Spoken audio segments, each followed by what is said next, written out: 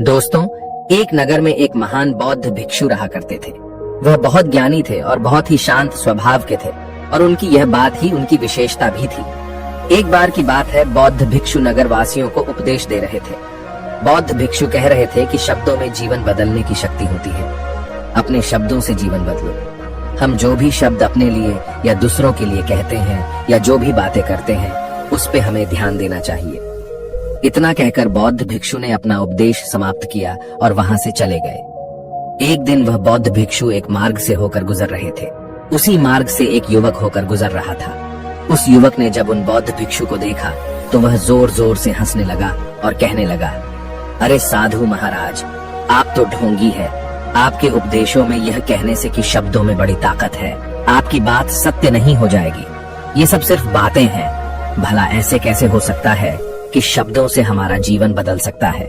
उस युवक की सारी बातें उन भिक्षुओं ने ध्यान पूर्वक सुनी और उसके बाद वह मुस्कुराते हुए उस युवक से कहते हैं, बेटा, नाथ से ही तो यह दुनिया प्रकट हुई है और अच्छे शब्दों के पीछे भी नाथ ही होता है जो पूरा जीवन बदल देता है। वह बौद्ध भिक्षु उस युवक से कहते हैं, देखो, मैं तुम्हें अपने अनुभव से बता रहा हूँ, लेकिन फिर भी तुम्हें यकीन न हो तो तुम इसे खुद आजमा कर देख सकते हो। उन बौद्ध भिक्षु की यह बात सुनकर युवक थोड़ा सा गंभीर हो गया। उसने काफी देर सोच विचार किया और उसके बाद उन बौद्ध भिक्षु से कहता है, हे गुरुवर, अगर ऐसी बात है तो आप मेरे साथ चलिए। मेरा छोटा भाई है जिसकी उम्र करीब 25 वर्ष है और उसे न जाने क्या हुआ है। वह करीब 3 वर्षों से कुछ भी नहीं करता, बस लेटा रहता है। दिन भर वो कुछ न कुछ सोचता रहता है। उसकी यह हालत देखकर हम सब बहुत परेशान हैं। माता पिता भी बहुत चिंतित रहते हैं। हम सब ने कई तरीके अपनाए, कई योजनाएं अपनाई, लेकिन कुछ भी काम नहीं आया। हमने कई बार उससे बात करने तक की कोशिश की, लेकिन वह हमसे कुछ भी नहीं कहता। परिवार का हर एक सदस्य पूरी तरह से थक चुका है, हार चुका है। आखिर वह क्या करना चाहता है, किसी को कुछ नहीं पता। तो हमारे शब्दों से उसका जीवन क्यों नहीं बदला? और जैसा कि आप कह रहे हैं कि शब्द सचमुच जीवन बदल सकते हैं, तो क्या आप मेरी मदद करेंगे? इस पर बौद्ध भिक्षु मुस्कुराते हुए उस युवक के साथ चल पड़ते हैं। वह युवक उन बौद्ध भिक्षु को एक खेत में ले जाता है और अपने भाई की तरफ इशारा करके कहता है, हे गुरुवर, यही मेरा भाई है जो पूरे गांव में आलस और मक्कारी के लिए मशहूर है। आप कहते हैं कि शब्दों में वह शक्ति है जो हमारा जीवन बदल सकती है। तो क्या आपके शब्द इसका जीवन बदल सकते हैं? अगर यह सत्य है तो आप इसका जीवन बदल कर दिखाएं। उन बौद्ध भिक्षुओं ने उस युवक के भाई को ध्यान पूर्वक देखा। वह एक पेड़ की छांव में आराम से सो रहा था। जब बौद्ध भिक्षु उस युवक के भाई के पास पहुंचे और आराम से उसके सर पर हाथ फिराते हुए कहते हैं, उठो बेटा, बहुत देर हो चुकी है। ये सोने का समय नहीं, ये तो जागने का समय है। उन बौद्ध भिक्षुओं की आवाज सुनकर वह लड़का थोड़ा सा अचरज में पड़ गया। आखिर कौन है जो मुझे इतने प्यार से जगा रहा है? वरना सभी गांव वाले तो मुझे आलसी और मक्कार ही कहते हैं। आखिर कौन है जो मुझे इतना अपनापन दिखा रहा है? उसने आंखें खोली और आंखें मलते हुए उसने पूछा, हे गुरुवर, आप कौन हैं और यहाँ क्यों आए हैं? इस पर बौद्ध भिक्षु उस युवक से कहते हैं, बेटा, ये प्रश्न तो मैं तुमसे करना चाहता हूँ। तुम कौन हो, यही तो तुम्हें जानने की आवश्यकता है। उन बौद्ध भिक्षुओं की बात सुनकर वह लड़का जोर से हंस पड़ता है और कहता है, हे गुरुवर, यदि आपको मेरे बारे में जानना है तो जाइए और गांव के किसी भी सदस्य से पूछ लीजिए। आपको पता चल जाएगा कि मैं कौन हूँ। आपसे हर कोई यही कहेगा कि वह तो आलसी है, मक्कार है, तरह तरह के ताने सुनाएंगे, तरह तरह की बातें कहेंगे। इससे आपको ये जरूर यकीन हो जाएगा और आपको ये पता भी चल जाएगा कि मैं कौन हूँ। तभी बौद्ध भिक्षु मुस्कुराते हुए उस लड़के से कहते हैं, सबसे पहले मेरी यह बात सुन लो। मेहनती इंसान के खुद के शब्द उसे अंदर तक चोट पहुंचाते हैं, इसलिए कभी भी अपने आप को कोसो मत। अपने शब्दों को सुधारो। और मेरी यह दूसरी बात भी सुन लो। मैंने उन गांव वालों से नहीं पूछा कि तुम कौन हो, मैं तुमसे पूछ रहा हूँ कि तुम कौन हो। लेकिन तुमने तो अपनी आदतें मुझे बताई। आलस तुम्हारी पहचान नहीं, तुम्हारी आदत हो सकती है, और इंसान नहीं, उनकी आदतें खराब होती हैं। इसलिए बेटा, तुम आलसी और मक्कार नहीं हो, ये तो तुम्हारी आदत है। बस इतनी सी बात है जो गांव वाले नहीं समझ सकते। ये सारी बातें सुनकर वो लड़का थोड़ा सा आश्चर्यचकित रह गया, क्योंकि गांव वाले हमेशा उसे मक्कार, आलसी और तरह तरह के ताने ही सुनाया करते थे। उन बौद्ध भिक्षुओं की यह बात सुनकर उस लड़के की आंखों में आंसू आ गए। वह तुरंत ही दोनों हाथ जोड़कर उन बौद्ध भिक्षु के चरणों में गिर पड़ा और उनसे कहने लगा, आप सत्य कहते हैं, यह मेरी आदत ही है और मैं इस आदत से बहुत परेशान हूँ। मैंने बहुत कोशिशें भी की, लाख उपाय किए, लेकिन मैं अपनी इस आदत से छुटकारा ना पा सका। इन आदतों से बाहर आना बहुत कठिन है। मैंने कई बार आलस छोड़ने का प्रयास तक किया, पूरी कोशिश भी की, लेकिन कोई लाभ नहीं हुआ। मैं जब भी कोई कार्य करने की कोशिश करता हूँ तो पता नहीं क्यों मेरा मन कहीं और भागने लगता है। मेरा दिमाग किसी और दिशा में काम करने लगता है और मैं उस काम पर ध्यान ही नहीं दे पाता। मैं क्या करूं, कैसे करूं, मुझे कुछ भी समझ नहीं आता। जब भी मैं किताबें पढ़ने की कोशिश करता हूं तो मुझे नींद आने लगती है। मन में एक अजीब सा दर्द महसूस होता है। ऐसा लगता है कि मेरा जीवन यूं ही व्यर्थ जा रहा है और जब मैं इस दर्द को बर्दाश्त नहीं कर पाता तो मैं सो जाता हूं, ताकि जब मैं उठूं तो मुझे दर्द न महसूस हो। और अब तो मुझे यह भी यकीन हो चुका है कि मैं इन आदतों से नहीं निकल सकता।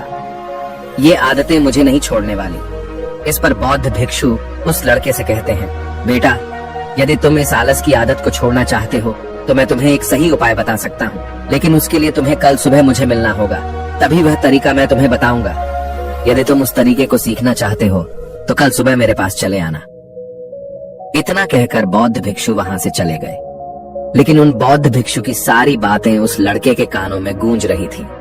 वह यह समझ नहीं पा रहा था कि आखिर वह बौद्ध भिक्षु उसे कौन सा मार्ग दिखाने वाले हैं। वह ऐसा कौन सा उपाय बता देंगे जिससे उसके जीवन से आलस्य हमेशा हमेशा के लिए खत्म हो जाएगा। देखते ही देखते रात हो गई। रात भर वह अपने बिस्तर पर करवट लेता रहा और उन बौद्ध भिक्षु की बातों के बारे में सोचता रहा।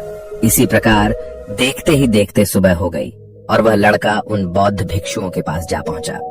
वह लड़का उन बौद्ध भिक्षु को प्रणाम करता है और कहता है, गुरुवर, जैसा कि आपने कहा था, लीजिए मैं आ गया। अब मुझे वह मार्ग बता दीजिए जिसे मैं अपने जीवन से इस आलस्य को निकाल सकता हूँ। तभी बौद्ध भिक्षु उस लड़के से कहते हैं, बेटा, जब भी तुम्हारा मन दुविधा में हो, तुम निर्णय न ले पा रहे हो और तुम्हारे मन में तरह तरह के प्रश्न उठ रहे हो कि मैं क्या करूं, कैसे करूं, इस कार्य को पूर्ण कैसे करूं, यह सब कैसे होगा, तब तुम वास्तविकता में अपने अतीत से सोच रहे हो कि पिछली बार तुम्हारे ऐसा करने पर क्या हुआ, या अतीत में तुमसे लोगों ने क्या कहा था। तो आज से कभी भी अपने अतीत से नहीं, बल्कि भविष्य से सोचो। इस पर लड़का कहता है, भविष्य से, वह भला कैसे? तभी बौद्ध भिक्षु उस लड़के से कहते हैं, मान लो कि तुम्हें आज किसी भी चीज की कमी नहीं है। तुम्हारे पास वो हर चीज है जो तुम चाहते हो, वह सारी सुख सुविधाएं हैं। तो अब बताओ, तुम अपना जीवन कैसे व्यतीत करना चाहोगी?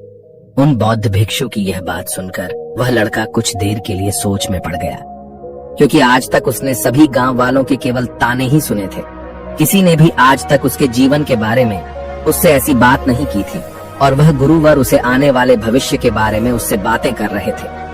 उन बौद्ध भिक्षु की यह बात सुनकर वह लड़का खुद से प्रश्न करने लग गया कि अगर मेरे पास सब कुछ होगा, धन की कोई कमी नहीं होगी और सारी सुख सुविधाएं होंगी, तो मैं अपना जीवन कैसे व्यतीत करूंगा?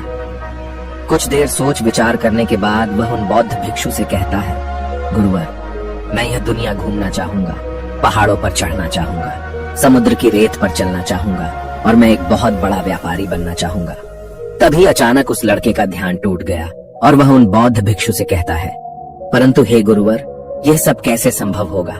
केवल मेरी मात्र सोच लेने से तो यह सब पूरा नहीं होने वाला। उसके ऐसा कहते ही उसके अतीत में बीती हुई सारी घटनाएं उसकी आंखों के सामने से गुजरने लगी और वह एक बार फिर से निराश होने लगा। और अब वह यह सोचने लगा कि मेरे पास तो पैसे ही नहीं है, तो मैं भला व्यापार कैसे कर सकता हूँ? न ही मेरे पास व्यापार का कोई अनुभव है। ऐसी स्थिति में मैं भला यहाँ से कैसे निकल सकता हूँ?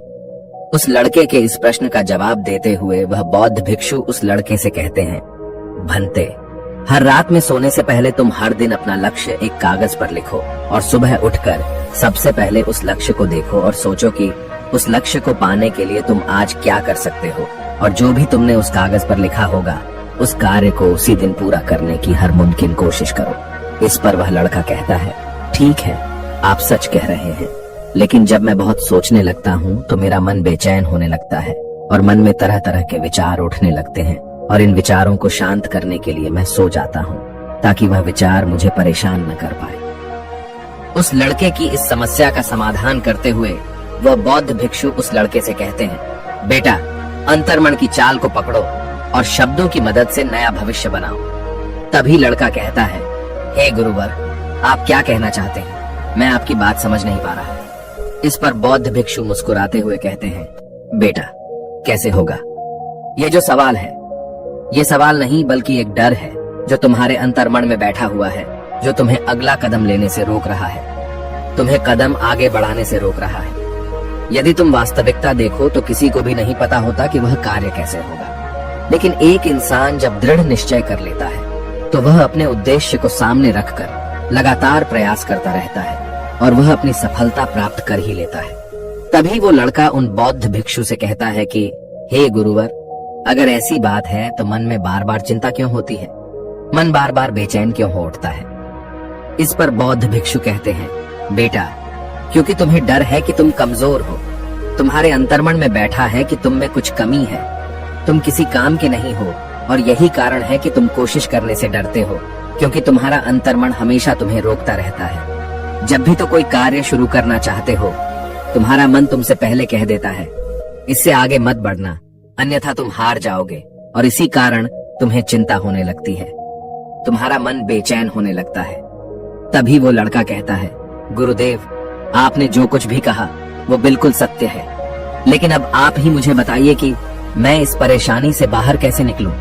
इसका जवाब देते हुए वो बौद्ध भिक्षु उस लड़के से कहते हैं, बेटा, इस समस्या का समाधान बहुत ही आसान और सरल है। तुमने देखा होगा कि अक्सर ही हम अपने आप को दोष देते रहते हैं, अपने आप को तरह तरह के अपशब्द कहते रहते हैं जो हमारे अंतर्मन में जाकर बैठ जाते हैं और वही हमें आगे बढ़ने से रोकते हैं। और इन शब्दों का हम पर बहुत गहरा प्रभाव भी पड़ता है, क्योंकि जैसा हम खुद से कहते हैं, जैसा हम पूरी भावनाओं के साथ सोचते हैं, हम वैसा ही बनते चले जाते हैं। इसलिए यदि तुम खुद को बदलना चाहते हो तो कि तुम भी काबिल बन सको, तो तुम्हें अपने अंतर्मन को नए संदेश देने की जरूरत है, जैसे कि मेरे शरीर का हर एक कण, हर एक हिस्सा, हर एक विचार शांति और ऊर्जा से भरा हुआ है। मैं दृढ़ संकल्प और आत्मविश्वास के साथ हर दिन के लक्ष्यों को पूरा करता हूँ। मैं अपने कमजोरी को अभ्यास में बदलता हूँ, चिंता को ध्यान में बदलता हूँ। मैं उत्साह और ऊर्जा से भरा हुआ हूँ, लगातार अपने लक्ष्यों पर काम करता हूँ। ऐसे शब्द जब तुम खुद से कहोगे तो तुम शक्तिशाली महसूस करने लगोगे और तुम्हारी सारी चिंताएं खत्म होने लगेंगी, क्योंकि यही शब्दों की ताकत है। वह तुम वही बना देंगे जो तुम खुद से कहोगे। तुम जितनी भावना के साथ यह वाक्य बोलते हो, उसे महसूस करते हो, उतनी ही भावनाओं से यह शब्द तुम पर असर करना शुरू कर देंगे। धीरे धीरे यह शब्द तुम्हारे मन और व्यक्तित्व की सोच का हिस्सा बन जाएंगे। लेकिन मेरी एक बात याद रखना कि तुम्हारा अंतर्मन इतनी आसानी से हार नहीं मानने वाला। जब तुम आगे बढ़ोगे तो मौका मिलते ही वह तुम्हें पीछे खींचेगा। तुम्हारे अतीत के बीते हुए सारे कड़वे अनुभव तुम्हें याद दिलाएगा, ताकि तुम डर जाओ और एक बार फिर से अपने लक्ष्य का पीछा करना छोड़ दो। लेकिन तुम्हें इसकी चिंता नहीं करनी है। उन सकारात्मक शब्दों के कारण तुम्हारा मन सकारात्मक विचारों को स्वीकार करने लगेगा। आगे वह बौद्ध भिक्षु उस लड़के को चेतावनी देते हुए कहते हैं, मेरी एक बात और याद रखना कि तुम्हारा ध्यान आलस्य पर नहीं होना चाहिए, अर्थात तुम्हें कभी आलस नहीं मिटाना, बल्कि तुम्हें एक नए भविष्य का निर्माण करना है, एक नए व्यक्तित्व का निर्माण करना है। तुम्हारा पूरा ध्यान केवल इस पर ही होना चाहिए। उन बौद्ध भिक्षुओं की बात सुनकर लड़का कहता है, ठीक है गुरुवर, आप जैसा कहते हैं मैं वैसा ही करूंगा। तभी वह बौद्ध भिक्षु उस लड़के से कहते हैं, बेटा, अभी तो मैं इस गांव से जा रहा हूँ, लेकिन कुछ सालों के बाद मैं वापस आऊंगा। इतना कहकर बौद्ध भिक्षु वहां से चले गए और वह लड़का अपने घर लौट गया। लेकिन अब उस लड़के के मन में तरह तरह के विचार चल रहे थे। वह लड़का यह सोच रहा था कि अगर मैं अपनी मनपसंद जिंदगी जीने लगूंगा, अगर मैं दुनिया घूमने लगा, नए लोगों से मिलने लगा और अपनी पसंद का काम करने लगा, तो मेरी जिंदगी कैसी होगी। उस बात को ध्यान करके उसने एक कागज पर अपना लक्ष्य लिखा और लिखकर सो गया।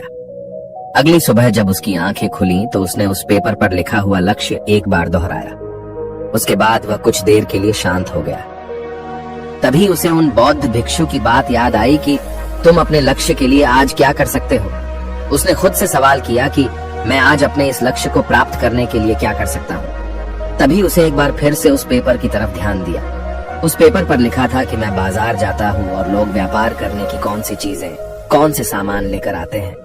मैं उन चीजों को देखता, उन चीजों को पता करता व पढ़ने के बाद तुरंत ही बाजार चला गया। वह अलग अलग दुकानों पर बैठा उन्हें देखा, लेकिन उसे कुछ समझ नहीं आ रहा था, क्योंकि लोग अलग अलग व्यापार कर रहे थे, अलग अलग तरह की चीजें और सामान ले रहे थे, और किसी ने उसकी कोई मदद नहीं की। वह बहुत उदास हो गया और निराश होकर वापस घर लौट आया। तभी उस लड़के को उन बौद्ध भिक्षु की एक और बात याद आई। शब्दों में बहुत ताकत है और शब्द हमारा जीवन बदल सकते हैं। उसे वह सकारात्मक विचार याद आए। वह उन्हें सुबह शाम दोहराने लगा और अब से वह हर दिन ऐसा ही करता। देखते ही देखते 1 महीना बीत चुका था, लेकिन अब तक उसके जीवन में कोई बदलाव नहीं आया था। अब वह लड़का यह सोचकर निराश होने लगा था कि उसके जीवन में तो कुछ भी परिवर्तन नहीं हो रहा। लेकिन 1 महीने के बाद उसे महसूस हो रहा था कि वह पहले से अच्छा महसूस कर रहा है। उसका दिमाग अब अच्छी तरह से सोच पा रहा है। वह पहले से ज्यादा चलने फिरने लगा है। धीरे धीरे उसे समझ में आने लगा कि जो लोग आगे बढ़ते हैं, महान काम करते हैं, उनकी सोच में कितना अंतर होता है। वे लोग हमेशा शक्तिशाली विचार सोचते हैं। दूसरों की छोटी सोच और डर से वह कभी प्रभावित नहीं होते। जब भी उनके सामने कोई मुश्किल आन पड़ती है तो वह घबराते नहीं, बल्कि उस समस्या का समाधान निकालते हैं। इस समस्या के समाधान पर ध्यान केंद्रित करते हैं और न ही वह कभी किसी का इंतजार करते हैं। वह केवल खुद पर विश्वास करते हैं और तुरंत ही कदम आगे बढ़ाते। जब उस लड़के को ये सारी बातें समझ में आने लगी तो उसने भी धीरे धीरे अपने कदम आगे बढ़ाने शुरू किए। उसने बिल्कुल वैसा ही व्यवहार करना शुरू किया। अब से वो कभी खाली नहीं बैठता था। जब भी उसका मन करता वो बाजार जाता और लोगों के बारे में जानता समझता कि वो किस प्रकार व्यापार कर रहे, कौन से चीजें खरीद रहे हैं और किन चीजों पर उन्हें लाभ हो रहा है। और जब उसका मन करता तो अपने पिता की मदद भी करता था। वो अपने पिता के साथ मंडी में जाता, वहां पर जाकर मोल भाव करता। ते हमेशा कुछ न कुछ सीखने में ही जुटा रहता है। तभी एक दिन गांव में एक मसाले का व्यापारी आया। उसे कुछ पढ़े लिखे नौजवानों की जरूरत थी जो माल की गिनती कर सके और हिसाब रखने का काम कर सके। वह लड़का अपने लक्ष्य को जानता था कि उसे क्या पाना है। उसे समझ में आ गया था कि इस काम से उसे बहुत कुछ सीखने को मिलेगा। बेहिचक उस सेठ के पास पहुंच गया। वह जानता था कि उसे उस काम के बहुत कम पैसे मिलेंगे, लेकिन फिर भी वह उस काम को करने के लिए तैयार था। अब उस लड़के की सोच पूरी तरह से बदल चुकी थी। अब वह बाकी लोगों की तरह नहीं सोचता था। बहुत ईमानदार और समझदारी से काम करता था। देखते ही देखते करीब 3 महीने बीत गए और अब व्यापारी यह समझ चुका था कि नौजवान बहुत ही समझदार है और वह उसे व्यापार में बहुत मदद करता है। इसलिए उस मसाले के व्यापारी ने उस लड़के को अपना सहायक बना लिया। उस व्यापारी ने देखा कि इस लड़के की दिनचर्या सबसे अलग है। ये हर दिन पढ़ता है, लिखता है, सुबह उठकर ध्यान करता है, नई चीजें सीखता है। परेशानी आई तो भी विचलित नहीं होता। ये सबसे सम्मान से बात करता है, सबका आदर करता है। देखते ही देखते 1 साल बीत चुके थे और अब तो व्यापारी उस नौजवान से बहुत खुश था।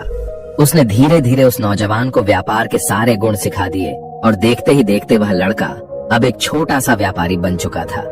और जब उस लड़के के अंदर व्यापार की समझ आ गई तो उसने जड़ी बूटियों का व्यापार शुरू कर दिया और देखते ही देखते केवल कुछ ही वर्षों में उस नगर का सबसे बड़ा व्यापारी बन गया। लोग उसे सबसे बड़े व्यापारी के नाम से जानने लगे।